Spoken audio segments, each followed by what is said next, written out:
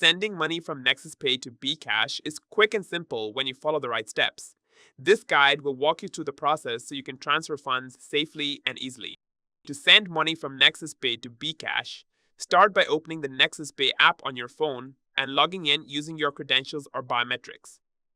From the home screen, tap the three horizontal lines in the top left corner to open the menu, then select Send Money. Next, choose Bkash as the recipient service. If Bkash is not listed, select the phone number option and enter the mobile number registered with Bkash. After that, enter the recipient's phone number, the amount you want to send, and your NexusPay PIN. Carefully review all the details, then tap Confirm or Send Money.